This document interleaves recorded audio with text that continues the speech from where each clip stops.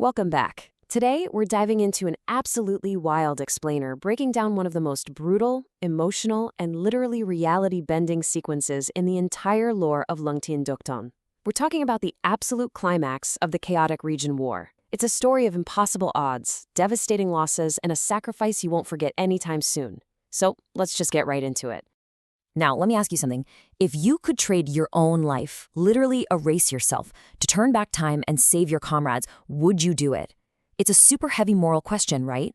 Well, keep that in the back of your mind as we go through this, because that exact dilemma sets the whole dramatic tone for what we're about to explore. It's the absolute core of this tragedy. All right, Section 1, Purging the False King. So before this massive, chaotic war actually breaks out, we get this kind of deceptive moment of total dominance from our guy, Lăng Thiên, right inside the Northern Huang Palace. And you've got to look at the crazy power gap here. Lăng Thiên is sitting at the Dao Realm 9th stage, and he's staring down the Wei King, who has already broken into the Half-Saint realm. Plus, on top of that, Lăng Thiên is having to forcefully erupt the Chaos Bell just to resist the Xiong family. In the martial world, the gap between a Dao Realm warrior and a half-saint is basically an insurmountable chasm. A half-saint can literally wield the preliminary forms of universal laws. They're playing on a completely different plane of existence. So the tension here is totally off the charts because, on paper anyway, Lăng Thiên is walking straight into a death trap. But, this is exactly why Lăng Thiên is such a terrifying protagonist. He absolutely shatters those expectations. With just one single absolutely devastating strike of the Heaven Sin Ancient Sword, he completely bypasses that massive power gap and effortlessly beheads the Wei King. Boom! The False King is literally dead before he even realizes what hit him. But here's the catch. This super swift victory, it gives everyone this really dangerous false sense of security, because the real nightmare hasn't even started yet. Which brings us to Section 2, the blood battle against the alien race. We get this incredibly jarring transition from that satisfying Mortal Kingdom win straight into a suffocating, large-scale meat grinder in the chaotic region C. They are up against the Rainbow Island alien race, and man, the Eastern Huang forces are just completely outmatched. Now, the Eastern Huang geniuses are incredibly talented, for sure, but they are facing a relentless alien onslaught. And the absolute kicker here? The Rainbow Island side has 7 black-robed saints fighting for them. 7. That massive disparity in high-level Saint-class combatants puts Eastern Huang at a severe, honestly hopeless disadvantage.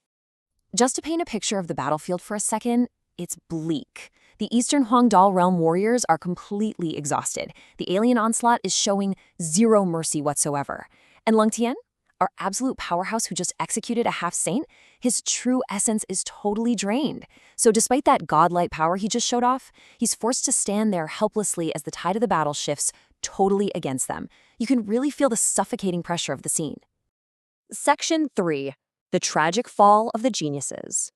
Okay, the tone takes a really dark, solemn shift here. We are entering the most tragic sequence of the entire narrative. It's literally a rapid-fire domino effect of slaughter. Right in the very first minute, heavy hitters like Ha Ku and Third Quan Vun Chiet are overwhelmed and killed. It's that fast. By minute 5, La Quan Lum pulls out his ultimate artifact, the Wu King's crown, just to hold off a half-saint, but he still falls after only 3 moves. And then, by minute 10, Ziep Lu Van has to use his ancient Buddha staff artifact to trade his own life just to take a single half-saint down with him. And the list of the fallen just keeps growing. Fong Vo Dao, whose sealing gates couldn't even dent the true power of a saint. Tun Vun Ga, Tem Trunk Mu, even Lung Nim and Feng Tian. Just brutally slaughtered. Hearing those names back to back, you really feel the absolute despair of the moment. We are literally watching an entire brilliant generation of Eastern Huang geniuses get systematically wiped off the map. Moving into Section 4, Time Reversal.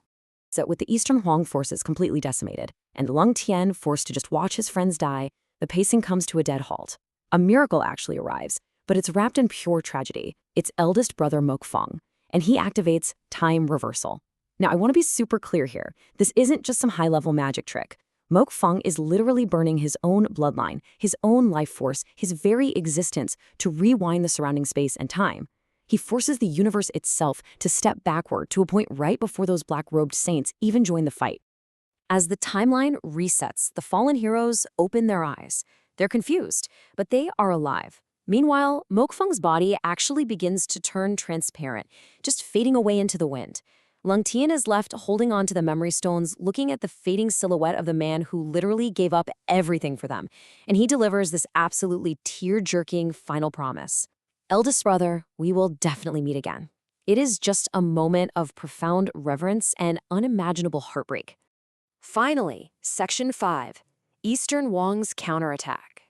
You know, the grief of losing Mokfang almost instantly transmutes into this explosive, triumphant rage. Fueled by his ultimate sacrifice, the momentum of the battle violently swings. The resurrected Eastern Huang heroes rally for absolute payback. Lăng Thiên is just burning with killing intent. He unleashes his terrifying dark domain to completely lock down the enemy saints. The Eastern Huang warriors start fighting like absolute demons, and Kiam Kutian manages to execute the enemy's leader, the Xiaoyet Dao Tank. Seeing their strongest fighters get taken out like that, the remaining alien forces totally lose their will to fight, and they're forced into a massive surrender. But we do have to ground this epic fantasy victory in some harsh reality. 1,500. Even with Mokfang's time reversal bringing back the core geniuses, 1,500 Eastern Huangdao realm warriors still died in the overarching battle. It's a really stark, bittersweet reminder of the brutal cost of war. Yeah, victory was achieved, but the scars left on the Eastern Huang, they're going to last for generations. Which leaves us with this final, really provocative thought.